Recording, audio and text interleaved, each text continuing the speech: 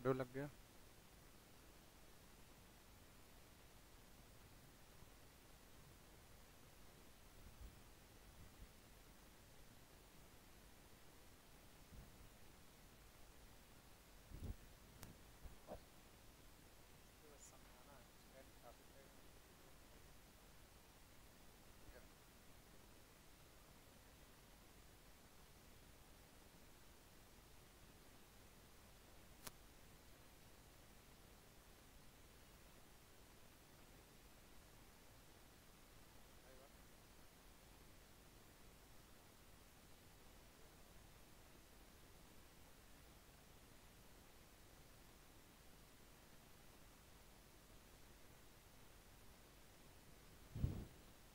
Hello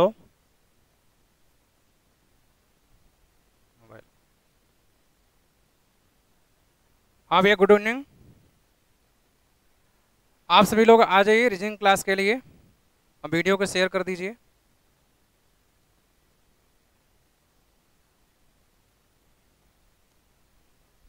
सभी लोग आ जाएं।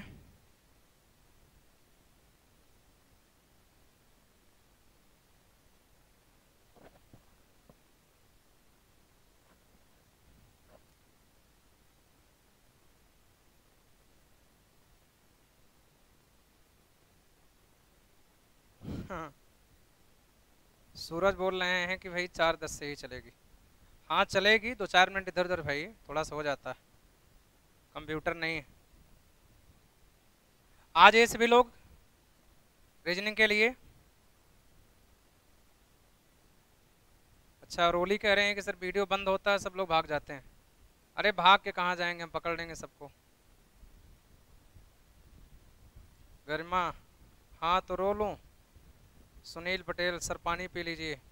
पी लिए भाई, प्यास तो लग रही है बहुत, क्या करें। चलिए, अब थोड़ा सा नए तरीके से हम लोग जुड़ रहे हैं, तो थोड़ा सा 2-4 दिन एडजस्ट में होने में लगेगा। अच्छा, प्रिया मौर्य कर अभी सब पी रहे हैं सर। क्या पी रहे हैं भाई? चलिए पी लीजिए भाई, 2 मिनट में आ जाइए आप लोग। अब वीडियो के शेयर कर दीजिए, और आज कैलेंडर में कुछ धमाके तीरदार चीज़ें पढ़ेंगे और आप लोगों से क्वेश्चन भी करेंगे। तो कैलेंडर अब एग्जाम के लिए काफ़ी ज़्यादा महत्वपूर्ण हो गया। ठीक है, आज हम लोग बहुत ही अच्छी अच्छी चीज़ें सीखेंगे जो बहुत सारे लोगों को पता नहीं होगी। जैसे कि आप पहली क्लास में देखे हुए थे कि काफ़ी चीज़ें आप लोगों को पता नहीं था, और कैलेंडर में हम लोग ऐसे ही चीज़ें सीखेंगे। अब वीडियो को ठोक दीजिए, काफ़ी लोगों के पास शेयर कर दीजिए भाई, जो भी यार मित्र आपके हैं। रोली भाई पानी गिलास दिए हैं, चलिए अच्छी बात है, थैंक यू।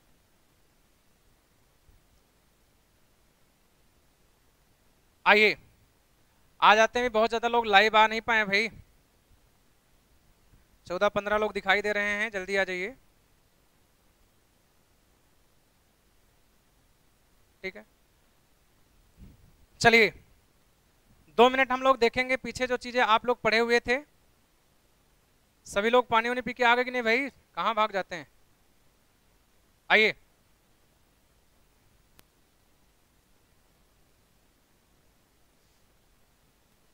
तो आज हम लोग कैलेंडर की दूसरी क्लास पढ़ेंगे।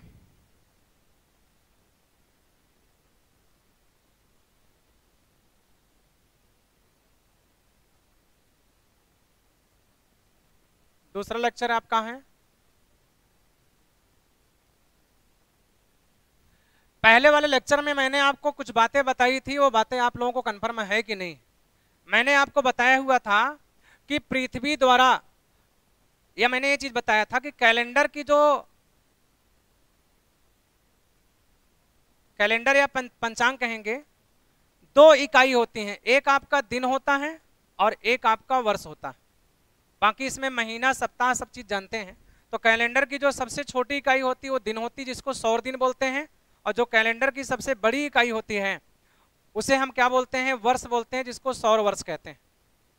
और सौर वर्ष में मैंने आप लोगों को बताया था कि 365.2422 दिन होता है। ठीक है, और ये आपका 24 घंटा लगभग में होता है, जो कि 23 घंटा 56 मिनट 4.09 सेकंड होता है। तो मैंने बताया था कि भाई कैलेंडर की जो सबसे छोटी इकाई दिन है तो दशमलव वाली चीज कहाँ जाएगी, तो इसलिए इस सौर वर्ष को दो पार्टों में डिवाइड कर दिया गया था।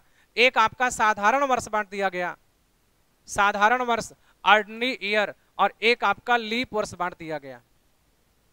ठीक है, साधारण वर्ष में 365 दिन होते हैं, अर्थात 52 सप्ताह, और एक अतिरिक्त दिन होता है जिसको हम विषम दिन बोलते हैं। ठीक है, और लीप वर्ष में आप लोगों का लीप वर्ष में जो निकल कर आता है उसमें 366 दिन होते हैं और 52 पूर्ण सप्ताह होता है और 2 विषम दिन होते हैं, 2 अतिरिक्त दिन होते हैं। ठीक है, 2 अतिरिक्त दिन होते हैं। तो इसका मतलब क्या है कि ये 2 अतिरिक्त दिन यहां पर क्या हो गया है, एक अतिरिक्त दिन। तो इसका मतलब ये जो 2 अतिरिक्त दिन होता है इसमें से एक दिन आपका ऐसा है जो फरवरी 29 में ऐड हो जाता है, फरवरी 29 में ऐड हो जाता है। तो इसका मतलब क्या है कि 4 वर्ष में ये जो आपका दिन होता है ये लगभग एक दिन में कन्वर्ट हो जाता है। तो हर वर्ष आपका 4 वर्षों में, हर 4 वर्ष में एक लीप वर्ष आता है और 3 उसमें साधारण वर्ष होते हैं। ये बातें आपको हमने पिछले वीडियो में बताई हुई थी। और इसमें ये पूरा आपका एक दिन नहीं होता है, 0.312 दिन आपका क्या होता है, ज्यादा ले लिया जाता है, जो कि आपका 100 वर्षों में 3.400 वर्षों में 3.12 दिन ज्यादा हो जाता है। तो उसको हम क्या करते हैं, शताब्दी वर्षों में जोड़ करके अरेंज कर देते हैं। मैंने पिछले वाले वीडियो में सारी बातें बताई थी। क्लियर है, इतनी बात तो कंफर्म है आप लोगों को? ठीक है, चलिए अब हम लोग करते क्या है, यहां पर इस बात को सीख लेते हैं। चलिए अब हम लोग कैलेंडर में, मैं आप लोगों को कुछ होमवर्क में चीजें दिया हुआ था विषम दिन ज्ञात करने के लिए। ठीक है ना, तो विषम दिन ज्ञात करने वाली कंडीशन आपको हम बता रहे थे कि विषम दिन कैसे निकलता है और कितने वर्षों में, कितने दिन में कितना कितना विषम दिन होता है, इसकी हम चर्चा कर रहे थे। ठीक है ना, तो आप लोग उस सबको लगाए हैं कि नहीं लगाए हैं, क्वेश्चन जो दिए थे आप लोगों को, बताइए। चलिए सुनील पटेल कहाँ गए सभी लोग यार, अभी कहीं ना कहीं इधर उधर भटक गए होंगे। और कुछ लोग तो हैं तो ये सोचते होंगे चलिए बाद में वीडियो देख लेंगे, दिक्कत क्या है, पड़ी रहेगी। चलिए आ जाए भी सभी लोग। ठीक है, तो अब हम लोग देखिए कैलेंडर में जो मेन टॉपिक है, मुख्य चीज जानने वाली है वो विषम दिन है। मेन चीज जो जानने वाली चीज है वो विषम दिन है, और विषम दिन की ही चर्चा हम कर रहे थे। ठीक है, मैंने बताया था किसी भी सप्ताह, वर्ष, महीना, शताब्दी में 7 से भाग करने पर जो भी आपका शेषफल बचता है 7 से भाग करने पर, वही आपका विषम दिन कहलाता है। विषम दिनों की संख्या 0 से लेकर के कहां तक होती है, 6 तक होती है। विषम दिनों की संख्या 0 से लेकर के 6 तक होती है। 0 से 6 तक कोई भी विषम दिन आ सकता है, वो चाहे वर्ष हो, महीना हो, शताब्दी हो, कोई भी चीज हो, सभी में आपका 0 से लेकर के 6 ही दिन शेष बचता है।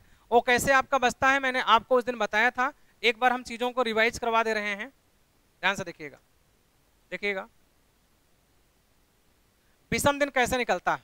अगर मैंने बता दिया आपसे कि 15 दिन में विषम दिन की संख्या कितनी होती है, तो 15 दिन में विषम दिन की संख्या कितनी होती है, तो आप बताएंगे 1। और आपसे दूसरा पॉइंट पूछ लेते हैं कि 20 दिन में विषम दिनों की संख्या कितनी होती है, 7 दूना 14 6, ये ऑड डे।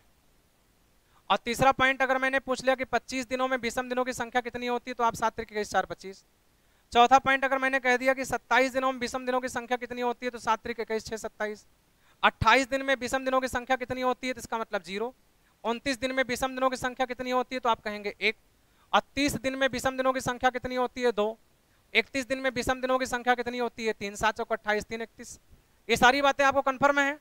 ऐसे ही 365 दिन में विषम दिनों की संख्या कितनी होती है, 1। 52 पूर्ण सप्ताह और 1 विषम दिन। ऐसे ही 366 दिन में विषम दिनों की संख्या कितनी होती है, 2। इतनी बातें मैंने आपको बताई थी कि ये सब विषम दिन कहां से कैसे आते हैं। और कुछ मैंने होमवर्क आपको दिया था, 100 वर्षों में, 200 वर्षों में, 500 वर्षों में, 1800, 3600, इस तरीके से चीजें मैंने दिया था। तो जो यहाँ पर आप कॉन्सेप्ट समझ रहे हैं विषम दिन, वैसे ही आपका उन सभी टॉपिक्स में भी कॉन्सेप्ट आएगा। ठीक है, इतनी बातें आपको समझ में आ गई होंगी विषम दिन निकलता कैसे। तो किसी भी दिन, सप्ताह, महीना और शताब्दी में 7 से भाग करने पर जो भी रिमाइंडर आपका बचता है, और 7 से भाग कर रहे हैं तो 0 से लेकर के 6 तक शेषफल बचता है, और वही आपका क्या होता है, ऑड डे होता है, अर्थात विषम दिन होता है। इतनी बात आपको कंफर्म है? ठीक है, तो यहां पर हमने लिखा हुआ है दिन, और यहां पर लिखा हुआ है मैंने विषम दिन बगल वाले में। क्लियर है? चलिए, तो अब हम लोग इस बात को क्लियर करके आगे चलते हैं। देखिए, विषम दिन तो यहां तक आपको कंफर्म हो गया। अब हमको जो मेन चीज जानना है, 100 वर्ष की बात हो रही है।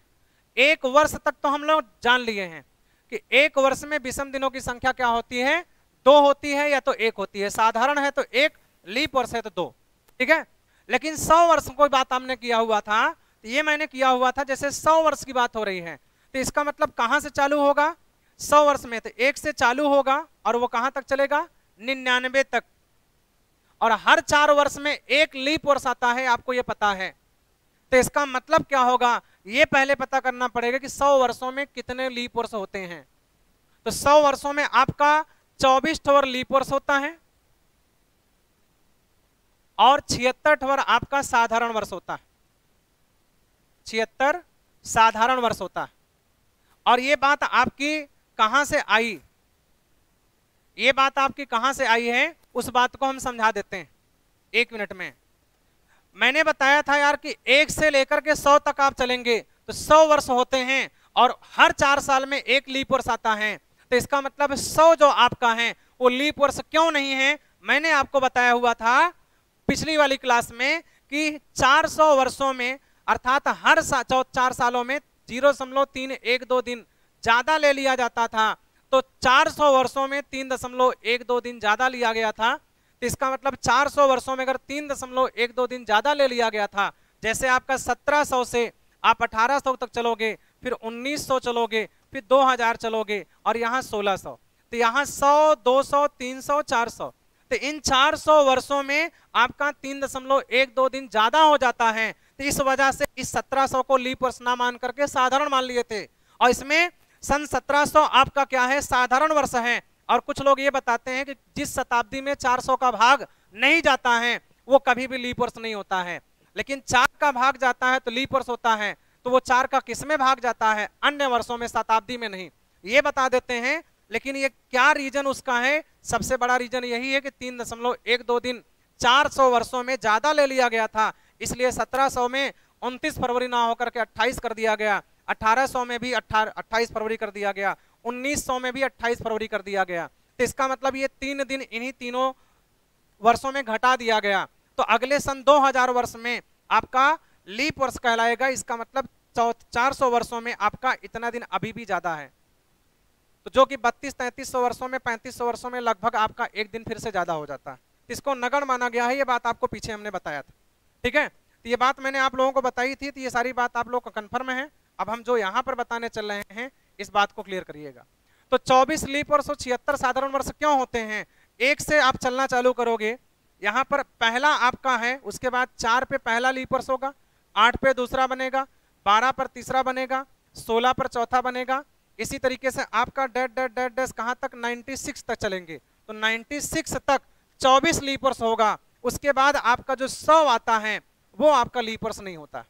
कंफर्म है, 100 होता है वो लीप वर्ष नहीं होगा। फिर अगला जो 100 आएगा वो भी लीप वर्ष होगा, अगला जो आएगा वो भी नहीं होगा। जब अगला आएगा तो ये लीप वर्ष होगा। अर्थात सन 1600 से आप चलोगे तो 1700 तक चलोगे, इसका मतलब 1600 तो हो गया है, 1601 से आप अगर चलोगे 1700 तक, तो इसका मतलब 100 वर्ष हो रहा है, तो 1700 आपका लीप वर्ष नहीं होगा। फिर 1701 से लेकर के 1800 तक चलेंगे तो 1800 आपका लीप वर्ष नहीं होगा। 1801 से लेकर के 1900 तक चलेंगे तो 1900 लीप वर्ष नहीं होगा।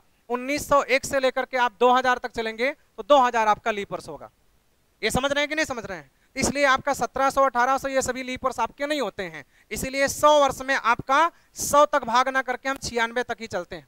तो इसका मतलब अगर 1 से लेकर 96 तक चलेंगे तो 4 से कटने वाली टोटल संख्याएं 24 ही तो होती हैं। तो इसीलिए क्या किया गया है कि 100 वर्षों में 24 लीप वर्ष होते हैं और 76 साधारण वर्ष होते हैं।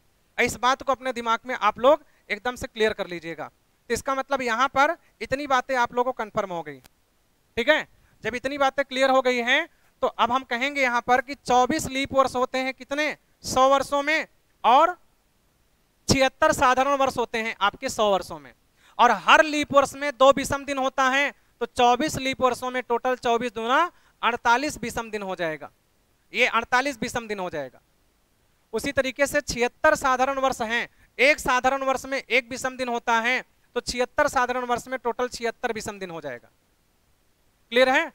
76 साधारण वर्ष में 76 विषम दिन हो जाएगा, तो 48 प्लस 76 दोनों को जोड़ देंगे तो टोटल कितना हो जाएगा आपका 124 विषम दिन हो जाएगा, 124 विषम दिन हो जाएगा। और 124 विषम दिन को आप 7 से भाग करेंगे तो 17 सत्ते 119, तो 5 विषम दिन आपका बचेगा। कंफर्म है? तो ये 100 वर्ष में 5 विषम दिन कैसे आ रहा है, मैंने इसका पूरा एक स्ट्रक्चर बनाकर बता दिया। ये 24 क्यों लिया गया, 76 क्यों लिया गया, इसका भी रीजन मैंने बता दिया 100 के अकॉर्डिंग। इतनी बात तो समझ में आ गई होगी। तो 100 वर्षों में 24 लीप वर्ष होते हैं, 76 साधारण वर्ष होते हैं। और 100 वर्षों में विषम दिन कितना होता है, 5। मैंने बताया तो कितना बड़ी शताब्दी हो, विषम दिनों की संख्या 0 से लेकर के 6 ही तक होती है। इतनी बात कंफर्म है, स्क्रीनशॉट आप ले लीजिएंगे। आगे हम चलते हैं। क्लियर? आइए, अब हम लोगों को यह पता चल गया यार कि 100 वर्षों में 24 लीप वर्ष होते हैं और 76 साधारण वर्ष होते हैं। तो आपसे क्वेश्चन कभी पूछ सकता है कि 400 वर्ष में, कुछ क्वेश्चन आपके पेपर में आए हुए हैं उनकी हम बात करेंगे, 400 वर्ष में कुल कितने लीप वर्ष होते हैं। इस चीज को मैंने बताया था, कितने लीप वर्ष या अधिवर्ष होते हैं। तो इसका मतलब 400 वर्षों में कुल कितने लीप वर्ष होते हैं। तो कुछ लोग कहेंगे जब 100 वर्षों में 24 होता है तो 400 वर्षों में 96 होता है, और जबकि होता है आंसर 97 है। तो उसका रीजन आपका क्या है कि सन 1600 के बाद आप सन 1700 तक चलेंगे, तो इसका मतलब यहां से यहां तक 24 लीप वर्ष होगा, क्योंकि 1700 आपका लीप वर्ष नहीं होता है। 1700 के ऊपर चलेंगे 1800 पे, तो यहां भी 24 लीप वर्ष होगा, क्योंकि 1800 आपका लीप वर्ष नहीं होता है। 1800 से आप चलेंगे 1900 में, तो 1900 तक चलेंगे तो यहां भी 24 लीप वर्ष होगा। और 1900 से चलेंगे 2000 में, तो यहां पर आपका 24 + 1 हो जाएगा, क्योंकि सन 2000 आपका क्या है, लीप वर्ष है, लीप वर्ष शताब्दी। इसलिए 24 एक 25 हो जाता है, तो 24 तियां 72 और 25 जोड़ देते हैं तो 97 हो जाता है।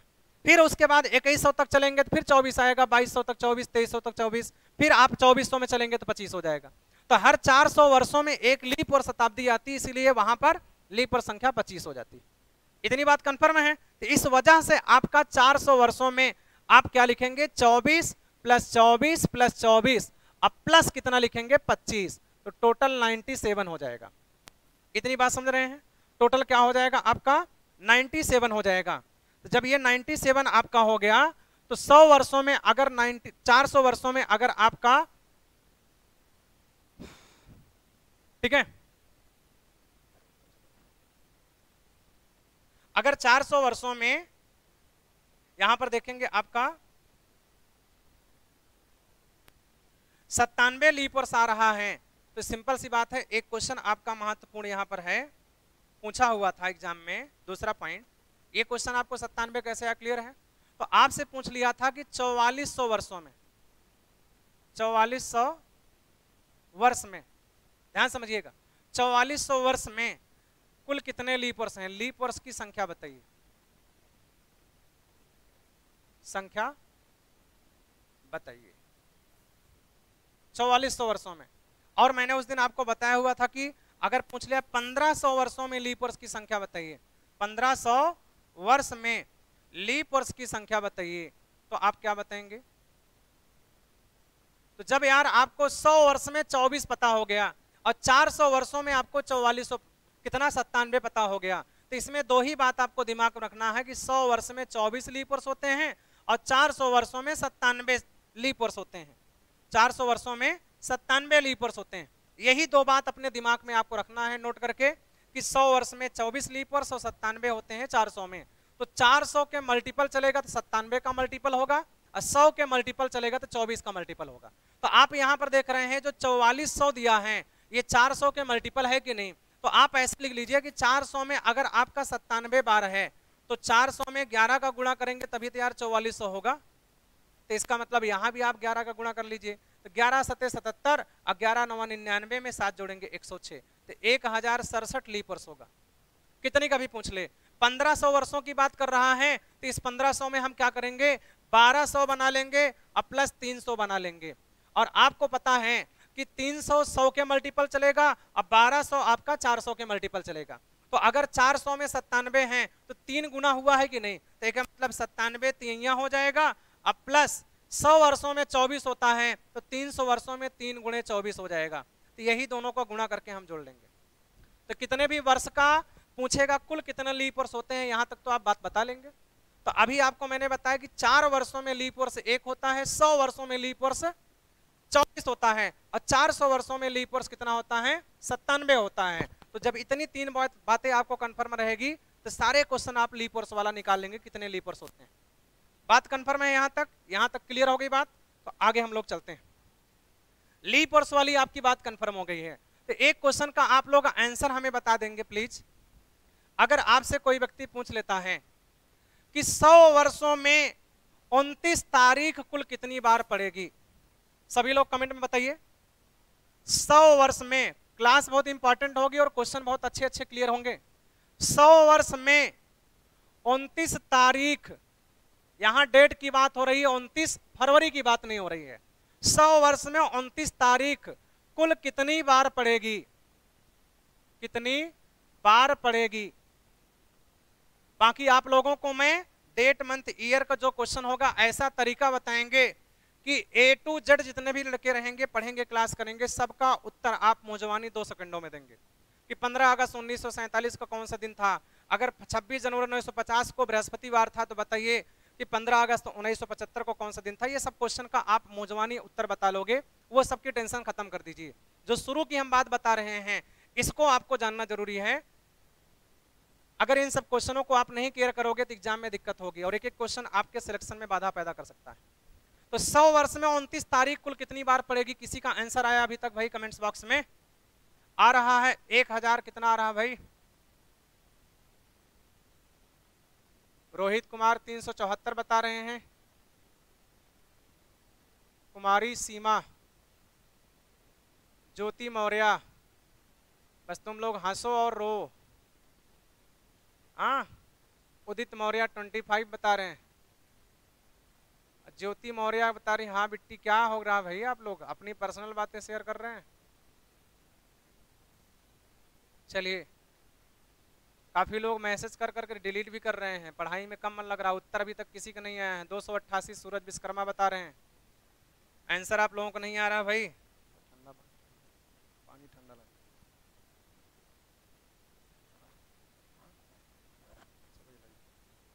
आंसर अभी तक नहीं आया भाई। 288 503 288 कहाँ हो रहा है भाई?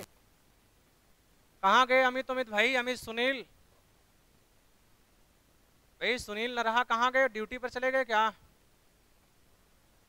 लग तो ऐसे रहा। किसी का भी आंसर नहीं आया भाई। कहाँ कर रहे हो आप लोग, ऐसे पढ़ाई करोगे? हाँ, 503 बता रहे हैं, 288, ये सब कहाँ बता रहे हैं आप लोग? इधर आ जाओ, देखो ध्यान से। 100 वर्षों की बात हो रही है। पहले यार आप 1 वर्ष की बात करो, फिर जब कभी भी दिक्कत हो ना तो बेसिक पे आ जाओ। यहां पर हम आ जाएंगे कि 1 वर्ष में कहेंगे 29 तारीख पड़ती है, तारीख पड़ती है बराबर, या 29 तारीख आती है बराबर 11 महीने में, अर्थात 11 महीने में का मतलब 11 बार। एक साल में 29 तारीख अगर आती है तो 11 बार तो आती है, फरवरी को अभी छोड़कर। अभी हम फरवरी की बात करेंगे ही नहीं, क्योंकि फरवरी वाली बात हम पीछे ही पता कर लिए कि 100 वर्षों में 97 बार 29 फरवरी आती है, तो बाद में 97 और जोड़ दीजिएगा। तो 1 वर्ष में जब यार बकलोल लोग 11 बार आ गया तो इसका मतलब 100 वर्षों की बात कर रहा है। तो आप देखो यहाँ यार 1 का 100 गुना हुआ है, तो 100 वर्षों में कितना हो जाएगा? सिंपली आप कहेंगे 1100 बार। अभी भी किसको हम छोड़ के कर रहे हैं? फरवरी को छोड़कर। यहां फरवरी को छोड़कर हम बता रहे हैं, और यहां भी फरवरी को छोड़े हैं, क्योंकि अभी हम 11 महीने की बात कर रहे हैं। तो 1 वर्ष में 29 तारीख जो पड़ती है वो टोटल 11 महीने में पड़ती है, फरवरी को छोड़ करके। तो 100 वर्षों में 29 तारीख कितनी पड़ेगी? 1100 बार, क्योंकि 1 वर्ष में 11, तो 100 वर्ष में 100 1100 हो जाएगा। यहां तक तो कोई दिक्कत होगी नहीं। अब आपसे पूछ रहा है कि 100 वर्षों में पूछ रहा है, तो 100 वर्षों में 29 फरवरी कितनी बार आती है? 24 बार आती है। अरे हाँ कि ना?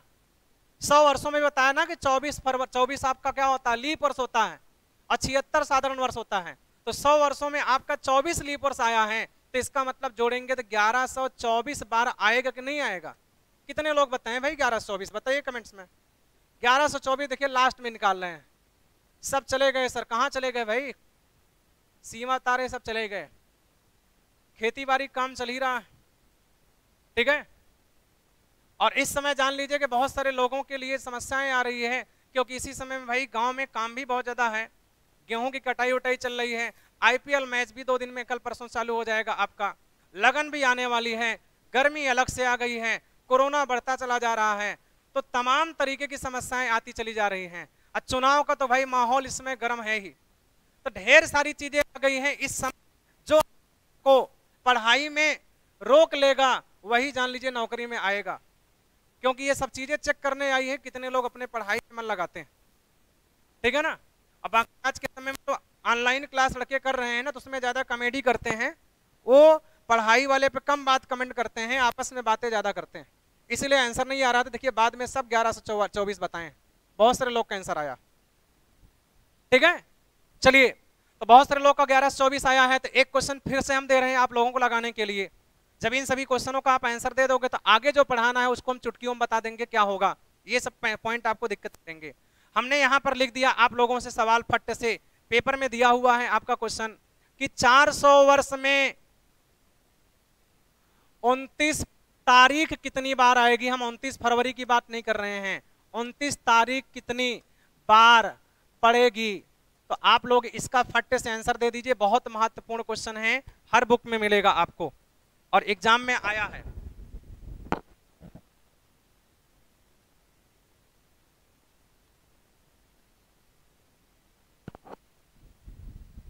दे दीजिए भाई।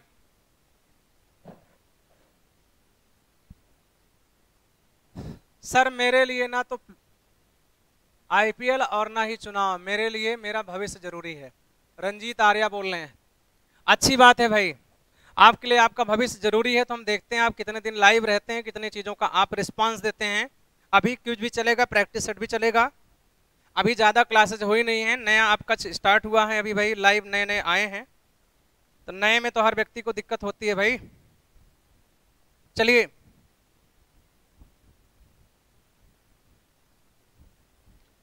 आंसर कितना है भाई इसमें, किसी का आया आंसर कि नहीं आया? अच्छा कोमल सोनी तो भाई एक चार ज्यादा लगा दी, 4497। रंजीत आर्या, महेंद्र कुमार 4497 दिए हुए हैं, प्रशांत मिश्रा, चलिए वेरी गुड। 4496 दीपक पटेल बता रहे हैं, तो 96 नहीं 97 सही है। सूरज विश्वकर्मा 4496 बता रहे हैं, उसी पर मल्टीप्लाई कर दिए, 1124 का 4 गुना करके 11 चौक 44, 24 चौका 96। एक और होगा भाई, क्योंकि 400 वर्षों में एक लीप और शताब्दी भी तो आती है यार। तो अब ये बताओ 100 वर्ष में,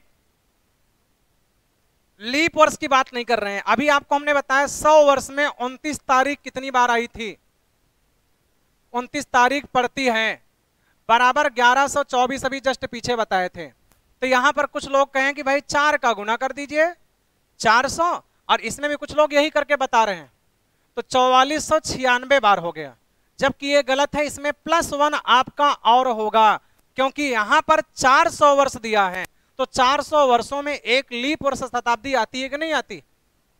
बताओ भाई, ऐसे कर सकते हैं, या आप कह सकते हैं कि 100 वर्षों में 29 तारीख पड़ती थी, कितना मतलब यहां पर एक वर्ष में 29 तारीख पड़ती थी 11 महीने में, अर्थात 11 बार फरवरी को छोड़ करके, तो 100 वर्षों में आपका 1100 आया था। तो इसी तरीके से हम कहेंगे कितना, 400 वर्षों में 11 चौके 4400 बार हो जाएगा। अभी भी फरवरी हर जगह छुट्टी है, एक वर्ष में यहां भी फरवरी छुट्टी है, 100 वर्षों में यहां भी फरवरी 24 छुट्टी है, और 400 वर्षों में यहां भी फरवरी छुट्टी है। और 400 वर्षों में 29 फरवरी कितनी बार आती है? 29 फरवरी का मतलब टोटल लीप वर्ष, तो 400 वर्षों में 29 फरवरी आपकी टोटल कितनी बार आती है? 97 बार आती है। तो 4497 आपका क्या हो जाएगा? 400 वर्षों में 29 तारीख की संख्या हो जाएगी। यहां तक किसी को दिक्कत है क्या? ये सारी चीजें एकदम क्लियर की, कल मैं क्वेश्चन टाइप करवा कर ले आऊंगा और क्वेश्चन यहां दूंगा लगाने के लिए, सारे पेपर क्वेश्चन करवाएंगे, इसलिए कॉन्सेप्ट समझ लीजिए, नहीं तो बताइए कि हम पढ़े नहीं है, हमको आती नहीं। क्लियर है? चलिए यहां तक तो बात सब लोगों को कंफर्म हो गई है। तो 100 साल तक बात पता चल गया है। आप लोगों को विषम दिन की चर्चा मैंने करके 100 सालों तक पहुंचा दिया कि 100 सालों में विषम दिन 5 होता है, वो कैसे आया है। ठीक है, तो 100 वर्ष में मैंने आपको जस्ट पीछे बताया कि विषम दिन कितना होता है। तो आपने बताया कि 100 वर्षों में लीप वर्ष आपका कितना पड़ता था। तो 100 वर्ष में लीप वर्ष मैंने बताया कि 24 पड़ता है, और जो साधारण वर्ष है वो टोटल 76 पड़ता है। और हर लीप वर्ष में 2 विषम दिन, 366 में 2 विषम दिन और 365 में 1 विषम दिन। तो 48 विषम दिन यहाँ हो गए, 76 विषम दिन यहाँ। तो 124 में 7 से भाग किए थे, तो यही बताए कि 100 वर्षों में विषम दिनों की संख्या कितनी होती है, 5। ये आपको जस्ट पीछे बताए हैं। तो ये बात हमने पीछे बताई है। तो अब हम टोटल बता देते हैं विषम दिन कहां कहां से निकलते हैं, शताब्दी। क्लियर है। तो अब यहां पर हम देखेंगे 100 वर्ष में विषम दिन कितना बचता है। विषम दिन तो बराबर आप बताएंगे 5। कैसे बचा है, जस्ट पीछे मैंने बताया। तो ऐसे ही अगर आपसे 200 वर्ष में बात करेगा कि 200 वर्ष में विषम दिन कितना बचता है, तो आप कहेंगे 5 5 10, 5 5 10 हो जाएगा। 10 तो होगा, लेकिन मैंने बताया विषम दिनों की संख्या कभी भी 6 से ज्यादा नहीं होनी चाहिए। तो इस 10 में अगर आप 7 से भाग करेंगे तो विषम दिन कितना आएगा, 3। तो 300 वर्ष में विषम दिनों की संख्या कितनी आ जाएगी भाई लोग। तो 300 वर्षों में विषम दिनों की संख्या, तो अगर दिक्कत होती तो यहाँ 5 3 15 कर दीजिए, क्योंकि 100 वर्षों में 5, अब 100 साल को आधार मान लिए। 100 वर्षों में अगर 5 तो 300 वर्षों में 15, अब 15 में 7 से भाग करेंगे तो 1 आएगा। तो यहाँ पर हम 300 वर्षों में विषम दिनों की संख्या 1 कहेंगे। और 400 वर्ष में विषम दिनों की संख्या अगर देखेंगे तो 400 वर्षों में विषम दिनों की संख्या यहाँ 0 हो जाती है। क्यों, क्योंकि हर 100 वर्ष में 5 विषम दिन बचता है। तो 400 वर्षों में 500 के 20 हो गया। 20 तो हुआ, लेकिन एक आपका क्या होता है, लीप वर्ष होता है। तो इसलिए यहां पर क्या लिखेंगे हम, 7 से भाग करेंगे। तो 21 में 7 से भाग करेंगे तो 0 हो जाएगा, क्योंकि 400 वर्षों में एक लीप वर्ष शताब्दी आती है, और एक लीप वर्ष शताब्दी में फरवरी 29 दिन की होती है, और वर्ष में 366 दिन होते हैं। तो इसका मतलब एक विषम दिन बढ़ जाएगा। तो 5 चौके 20 ना होकर 21 हो जाएगा, जैसे 24 चौका 96 ना होकर 97 हो गया था। यहां तक तो बात समझ में आ गई होगी। तो 100 वर्षों में अगर 5, तो 200 वर्षों में 5 5 10 का मतलब 3, 300 वर्षों में 5 3 15, 15 का मतलब 1, क्योंकि 14 कट जाएगा। 7 से इतना कटने वाली चीज है, उसको कम कर देंगे। फिर उसके बाद 400 वर्षों में 500 के 20 प्लस 1 शताब्दी वर्ष लीप वर्ष है, इसका मतलब 21। तो इसका मतलब यही 5 3 1 0, 5 3 1 0, यही आपके दिमाग में फीड होना चाहिए। इतनी बात आप लोग कंफर्म कर लेंगे कि 100 वर्षों में 5, 200 वर्षों में 3 और 300 वर्षों में 1, 400 वर्षों में 0, यही कॉन्सेप्ट आपके दिमाग में रहना चाहिए। तो उस दिन जो मैंने होमवर्क आपको दिया था पिछली क्लास में कि 700 वर्षों में कभी पूछ लिया कि विषम दिन कितने होते हैं, तो 700 वर्ष में विषम दिन अगर पूछ लिया तो आपके दिमाग में तुरंत आना चाहिए कि 400 प्लस 300, और हम 100 से लेकर 400 तक बात याद करेंगे। 5 3 1 0, 5 3 1 0। तो एक का मतलब इसका तो मान 0 हो गया, 300 का मान कितना होता है, 1। इसका मतलब यहाँ 1 रखेंगे बस। उसी तरीके से अगर पूछ लिया किसी ने कि सर 1400 वर्ष में विषम दिन कितने होते हैं, 1400 वर्ष में विषम दिन कितने होते हैं, तो आप सिंपली बताएंगे कितना होता है, 3 होता है। काहे लिए 3 बताएंगे, क्योंकि 1200 का मान तो यार 0 हो गया। जो 400 के मल्टीपल होगा उसमें विषम दिन की संख्या 0 होगी। जो 4 के मल्टीपल होता नहीं, 400 के मल्टीपल देखना है। अब प्लस यहां पर कितना बचा है, 200, और 100 वर्ष में 5, तो 200 वर्ष में 5 5 10, 10 का मतलब 7 घट जाएगा, 3 हो जाएगा, इसलिए 3 लिखे हुए हैं। अगर आपसे किसी व्यक्ति ने पूछ लिया कि 2500 वर्ष में विषम दिनों की संख्या कितनी होती है, तो आपको 5 ही बताना है। क्यों, क्योंकि 2400 में 0 होता है, बचा कितना 100, और 100 वर्ष में कितना आएगा 5। तो वही 100 वर्ष में 5, 200 वर्ष में 3, 300 वर्ष में 1, 400 में 0, वही 4 पॉइंट आपको याद करना है विषम दिन के लिए शताब्दी वर्षों में। बाकी आप लोगों को पता है कि 30 दिन वाले में 2 विषम दिन बचता है, 31 दिन वाले में 7 चौक 28, 3 31, 28 दिन में 0, 29 दिन में 1, 15 दिन में 1, 21 दिन में 0, 24 दिन में 3, आपको 7 से भाग करना है। 365 वर्ष में 52 पूर्ण सप्ताह 1 विषम दिन होता है, 366 दिन में 52 पूर्ण सप्ताह 2 विषम दिन होता है। ये सारी बातें एकदम कंफर्म है। विषम दिन के लिए आपको कोई दिक्कत नहीं होनी चाहिए। उसके लिए अगर कोई समस्या होगी तो आप बाद में पूछ लीजिएगा। क्लियर है, यहां तक कोई समस्या तो नहीं है। तो विषम दिन सारे लोगों का लगभग कंफर्म हो गया होगा। 7 से भाग करने पर जो भी आपके शेषफल बचते हैं वही आपके विषम दिन कहलाते हैं। यहां तक तो बात कंफर्म होगी, सारे लोग इतनी बात क्लियर हो गई, तो आगे हम चले। चलिए, सुनील पटेल बता रहे हैं 5310, वेरी गुड। ज्योति मौर्य 5 बता रहे हैं 100 वर्षों में। सुनील कुमार, सूरज 135। चलिए सारे लोग कंफर्म हैं, 135 उल्टा नहीं बताना भाई। अमित भाई गए हुए लगता है गेहूं काटने के लिए, दिखाई नहीं दे रहे हैं। चलिए, यहां तक बातें सब लोग की कंफर्म हो गई है भाई। अब हम लोग आ जाते हैं अगले टॉपिक पर। विषम दिन सारे लोग का कंफर्म हो गया हो तो अगले टॉपिक पे आ जाए। कंफर्म है यहाँ? क्या अगला टॉपिक है? बहुत ही इंपॉर्टेंट बातें हम बता रहे हैं। अभी हम कोई वैसे क्वेश्चन नहीं बता रहे हैं, थ्योरेटिकल बता रहे हैं। ये सारे क्वेश्चन भी आपको मिलेंगे। आपसे किसी व्यक्ति ने पूछ लिया कि अगर 1 जनवरी, यहां पर हमने पूछ लिया कि 1 जनवरी मान लेते हैं कि 2005 को अगर बुधवार का दिन है, हम दिन अपने से ले रहे हैं भाई, एग्जैक्ट नहीं लिख रहे हैं। 1 जनवरी 2005 को अगर बुधवार है तो आपको बताना है 31 जनवरी 2005 को कौन सा दिन होगा। तो आप क्या बताएंगे? बुधवार ही बताएंगे, क्योंकि किसी भी साधारण वर्ष का पहला और अंतिम दिन क्या होता है? समान होता है। 1 जनवरी से 31 दिसंबर तक टोटल 364 दिन होते हैं। टोटल 364 दिन होते हैं, और इस 364 दिन को आप 7 से भाग करेंगे तो पूरा पूरा कट जाता है, विषम दिन 0 बचता है। और जब यहां पर आपका फिर से 1 जनवरी आया होता और वो भी 2006 आया होता, तब यहां पर बृहस्पतिवार या गुरुवार हो जाता। अब यहां पर यहां से यहां तक 365 दिन अब पूरा पूरा बीता। अगर 1 तारीख को आप पैदा हुए हो तो 31 तारीख का आप जन्मदिन नहीं मनाओगे, फिर से 1 तारीख को मनाओगे, क्योंकि 1 जनवरी किसी का डेट ऑफ बर्थ है तो वो 1 जनवरी जब फिर आएगी तभी उसका बर्थडे मनाया जाएगा, वो 31 को नहीं मनाएगा। तब 1 साल पूरा होता है। तो यहां से यहां तक आप अगर लिखेंगे तो 365 होगा, यहां से यहां तक करेंगे 364 होगा, और 364 में 7 से भाग करेंगे 52 पूर्ण सप्ताह होता है। कंप्लीट है, 52 पूर्ण सप्ताह होता है। इतनी बातें क्लियर होगी आप लोगों को, ठीक है? इसलिए कहा गया है कि जनवरी, किसी भी साधारण वर्ष का पहला और अंतिम दिन एक समान होता है, ठीक है?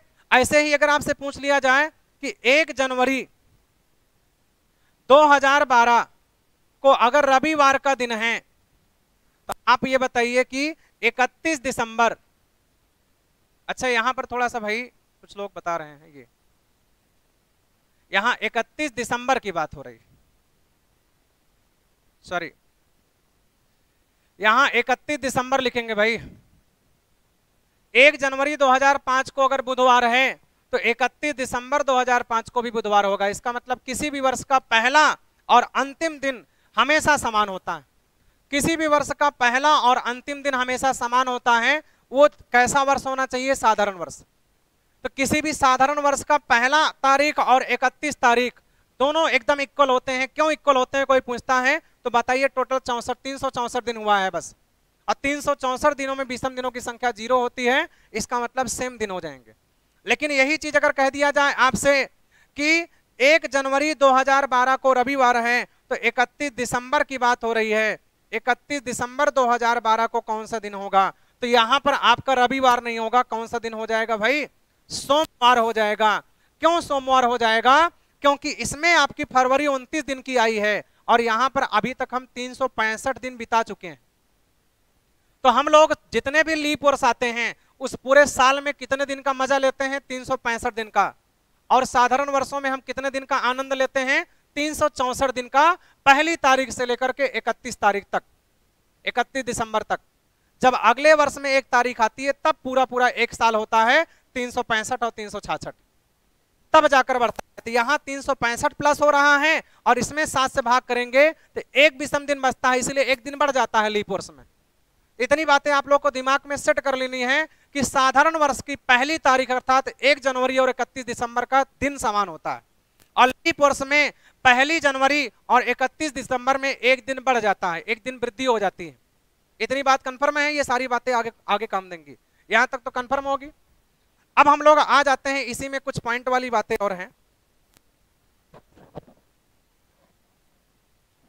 चलिए ठीक है, अब यहां पर हम लोग एक बात ये कर लेते हैं, सभी लोग विषम दिन की बात तो कर लिए हो, हमें कमेंट्स बॉक्स में आप लोग क्या बता सकते हैं कि साधारण वर्ष में मार्च महीने के समान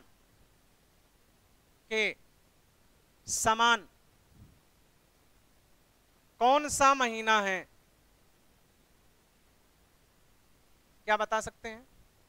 साधारण वर्ष में मार्च महीने के समान कौन सा महीना है? बता सकते हैं भाई? आपसे सवाल करेगा कि किसी साधारण वर्ष में अगर 5 मार्च को मंगलवार है तो बताइए वह कौन सा महीना होगा जिसमें 5 तारीख को ही मंगलवार पड़ेगा। ऐसा क्वेश्चन अभी आगे आपको मिलेगा। जितनी चीजें बातें बता रहे हैं जो लोग क्लियर कर लेंगे वो आगे बहुत फायदा में रहेंगे। अभी ढेर लोग हवा मुड़ रहे हैं, बात समझ में आ जाएगी सब लोगों को, ठीक है। आपसे एक सवाल दिया है, किताब में आज खोल के देख लीजिएगा, पेपर में आया हुआ है, एनटीपी से पेपर में भी अभी आया हुआ था कि अगर किसी भी साधारण वर्ष के अप्रैल महीने में 15 तारीख को अगर शुक्रवार है तो बताइए पुनः वह कौन सा महीना होगा जिसमें 15 तारीख को ही शुक्रवार पड़ेगा। तो इसका मतलब अप्रैल के समतुल्य कौन महीना होता है ये तो बताना पड़ेगा यार। क्यों भाई? इसमें किसी का आंसर आया? तो इससे क्या पता चल रहा है भाई कि हमें इस मार्च के समान दूसरा महीना कौन सा आएगा वो भी साधारण वर्ष में। तो मार्च के समतुल्य दूसरा महीना कौन सा होता है साधारण वर्ष में? कोई बताएगा भाई? प्रिया मौर्य बता रही हैं नवंबर, वेरी गुड। दिलीप साहू बता रहे हैं नवंबर, शिवम कुमार बताए नवंबर, रोली भारती नवंबर। बहुत सारे लोगों ने नवंबर बताया, बहुत सारे लोगों ने डिलीट कर दिया मैसेज। तो इसका मतलब क्या है? मार्च के समतुल्य क्या होता है आपका? नवंबर का महीना होता है। और ये इसका हम निकालने का तरीका भी बता देंगे। तो यहां पर भाई साहब आपसे क्वेश्चन ये पूछ सकता है कि किसी साधारण वर्ष में हम पूरे कैलेंडर मौजवानी ही क्लियर करवाएंगे अभी, इसीलिए इतना हम लेक्चर दे रहे हैं।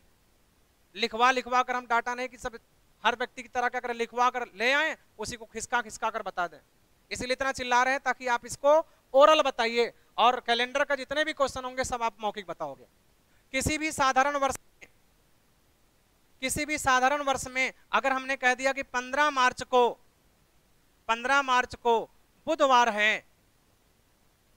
है तो पुनः इसी 15 तारीख को किस महीने में बुधवार पड़ेगा? पुनः किस महीने में 15 तारीख को बुधवार पड़ेगा? तो इसका मतलब पुनः किस महीने में 15 तारीख को बुधवार पड़ेगा? तो आपको बताना पड़ेगा नवंबर महीने में। 15 नवंबर को भी बुधवार का ही दिन होगा, क्योंकि मार्च के समतुल्य कौन सा महीना होता है भाई साधारण वर्ष में? नवंबर तो होता है। अरे हाँ कि ना? अब 15 फरवरी को भी होता है, क्योंकि साधारण वर्ष में मैंने पिछले वाले वीडियो में बताया है कि फरवरी, मार्च और नवंबर महीना हमेशा समान होता है। और लीप वर्ष वाले में क्या मैंने बताया था? जनवरी, अप्रैल और महीना तीनों कैलेंडर आपके समान महीने वाले होते हैं। 1 जनवरी को जो दिन होगा वही 1 अप्रैल को भी, वही 1 जुलाई को भी। 1 फरवरी को जो दिन होगा वही 1 मार्च को, वही 1 नवंबर को भी। तो सेम डेट क्लियर होगी कि नहीं क्लियर होगी? तो इस तरीके की चीजें आएंगी। तो अभी तो ये 3 ही महीने की बात है। तो आप लोगों को इसमें अगले पॉइंट में क्या समझना है? हेडिंग डालेंगे किसी महीने के समान दूसरा महीना बताना। किसी महीने के समान दूसरा महीना बताना। अभी हम ये शुरुआत की सारी बातें कंफर्म कर लेते हैं, और फिर तारीख, महीना, वर्ष दे करके बाद में पढ़ेंगे एक साथ, ठीक है। अभी शुरुआत की जितनी बातें हैं उसको कंफर्म कर लेते हैं। तो हमने आपको बता दिया किसी महीने के समान दूसरा महीना बताना। तो आप लोगों को किसी भी महीने के समान अगर दूसरा महीना बताना है तो सबसे पहला काम आपको जानते हैं किस बात की जरूरत पड़ेगी? विषम दिन की। और अभी तो विषम दिन की अभी आप मौजवानी याद कर लेंगे कौन किसके समान होता है।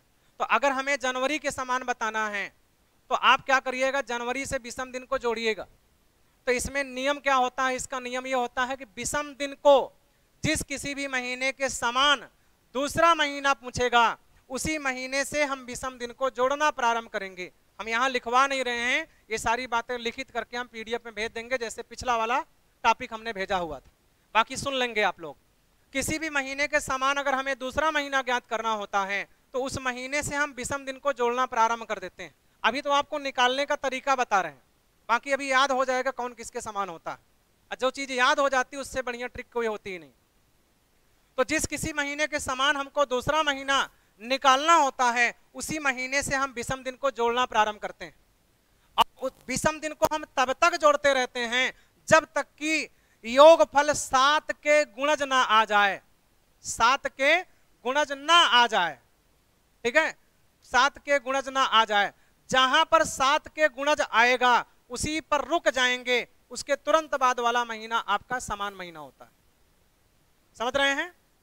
जिस किसी महीने के समान दूसरा महीना बताना है, उस महीने से हम विषम दिन को जोड़ना प्रारंभ करेंगे और तब तक जोड़ेंगे जब तक कि योगफल, विषम दिन का योगफल 7 के गुणज ना आ जाए। जहां पर 7 के गुणज मिलेगा, अर्थात 7, 14, 21, 28 जहां मिलेगा वहीं स्टॉप ले लेंगे, उसके तुरंत बाद वाला महीना समान होता है। ये निकालने का तरीका अगर भूल जाएंगे तो, अरे उसके बाद आप लोगों को भी बता देंगे कैसे आप आएगा। तो जनवरी का समान बताना है, जनवरी से विषम दिन को जोड़ना प्रारंभ करेंगे। तो अगर यहां से हम जनवरी को विषम दिन जोड़ना प्रारंभ करेंगे तो किस तरीके से आप लगाएंगे जनवरी के? क्यों भाई, जनवरी के बराबर अगर हमको बताना है, जनवरी के समतुल्य अगर हमें बताना है कौन सा महीना होता है,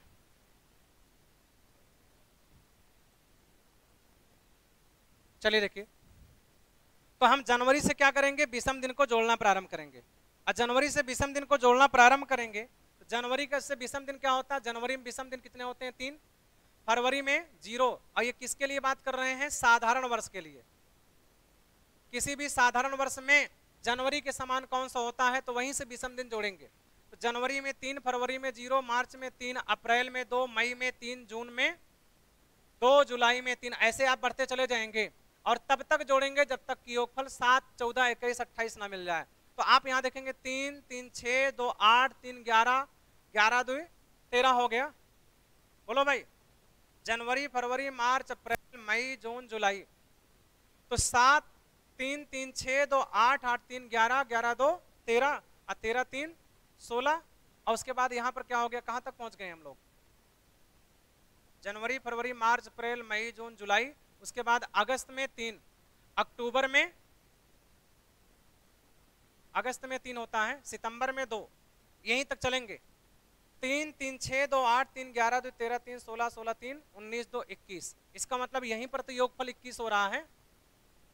तो जिस महीने के समान हमको बताना है समान कैलेंडर वाला महीना, उसी महीने से विषम दिन को जोड़ेंगे। अब कुछ लोग सोच रहे होंगे 3, 2, 3, 2 कहाँ से आ रहा है? तो 31 दिन वाले महीने में 3 विषम दिन बचता है और 30 दिन वाले महीने में 2 विषम दिन बचता है। तो 31 था, फरवरी 28 आपका होता है साधारण के लिए, मार्च 31, अप्रैल 30, मई 31, जून 30, जुलाई 31, अगस्त भी 31, सितंबर आपका 30। तो सितंबर में आप देखेंगे 21 मिल गया। तो सितंबर में अगर 21 मिल रहा है तो सितंबर के जस्ट आगे वाला महीना कौन सा होता है? अक्टूबर होता है कि नहीं होता? तो इसका मतलब साधारण वर्ष में जनवरी के बराबर कौन सा महीना होता है? अक्टूबर होता है। ऐसे ही साधारण वर्ष में फरवरी के बराबर कह देगा तो फरवरी से विषम दिन को जोड़ेंगे। तो फरवरी में विषम दिन 0 होता है। उसके बाद आप लिखेंगे मार्च, अप्रैल, मई, जून, जुलाई, अगस्त, ठीक है, जुलाई, अगस्त। और यहां पर आप देखेंगे, यहां देखेंगे फरवरी, मार्च, अप्रैल, मई, जून, जुलाई, अगस्त हो गया, सितंबर और अक्टूबर। तो इसको जोड़ेंगे 3, 2, 5, 3, 8, 2, 10, 3, 13, 3, 16, 2, 18, 3, 21 हो जाएगा। तो 21 कहां पर आ रहा है? अक्टूबर में आ रहा है। तो अगर अक्टूबर में 21 आ रहा है तो अक्टूबर के तुरंत बाद वाला महीना कौन सा होता है भाई साहब? अक्टूबर के बाद वाला महीना नवंबर होता है। तो नवंबर किसके समान हो जाएगा? आपके फरवरी के समान। तो यहां नवंबर लिख देंगे। क्लियर? तो फरवरी में नवंबर के बराबर हो गया। ऐसे ही मार्च का निकालेंगे तो मार्च भी 0 कहां से चलेगा? आपका मार्च से निकालना चालू कर देंगे। तो मार्च में 3 और ये भी कहां पर पहुंचेगा? अक्टूबर। तो मार्च के बराबर भी क्या होता है आपका? नवंबर का महीना होता है। अप्रैल से अगर गिनना चालूंगे तो अप्रैल के बराबर कौन होता है? जुलाई होता है। और उसके बाद यहाँ पर मई के समतुल्य कोई महीना होबे नहीं करता, जून के समतुल्य कोई महीना होबे नहीं करता, और जुलाई के समतुल्य आप अप्रैल निकाल चुके हैं, ठीक है ना। अगस्त के समतुल्य आपका होता है कि नहीं होता है? तो अगस्त के समतुल्य कौन होता है? तो अगस्त में कितना बचता है? 3। अगस्त के बाद सितंबर में 2, अक्टूबर में कितना? 3, नवंबर में 2, तो यहाँ 3 2 5 3 8 2 10 ही तो हो रहा है, तो इसका मतलब अगस्त के भी नहीं होता है। तो साधारण वर्ष में न तो मई के समान कोई महीना होता है, न तो जून के समान कोई महीना होता है, न तो अगस्त के। और लीप वर्ष में मई के बराबर कोई नहीं होता, जून के बराबर कोई नहीं होता और अक्टूबर के बराबर कोई नहीं होता। ये 3 महीने ऐसे हैं जिनके समान कोई भी अन्य महीना नहीं होता है। साधारण वर्ष में मई जून अगस्त होता है और लीप वर्ष में मई जून और अक्टूबर होता है। बाकी सबके महीने होते हैं कोई ना कोई। तो इसलिए मैंने आप लोगों को थोड़ा सा हिंट दिया हुआ है।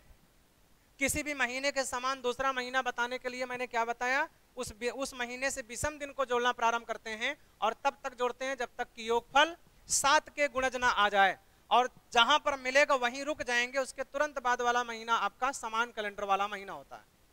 ऐसे ही हम लोग किसका निकाल लेंगे, लीप वर्ष का निकालेंगे। तो लीप वर्ष का निकालेंगे, जनवरी के बराबर कौन सा आपका आएगा, जनवरी में 3, फरवरी में 1, मार्च में 3, तो 3 3 6 1 7। तो मार्च में अगर 7 हो जाएगा तो मार्च के बाद वाला महीना अप्रैल होता है, ठीक है ना। तो लीप वर्ष में जनवरी के समतुल्य कौन होता है, अप्रैल होता है। और वहां पर फरवरी के समतुल्य निकालेंगे तो आपका कौन सा महीना हो जाता है, अगस्त हो जाता है। मार्च के समतुल्य नवंबर ही होता है।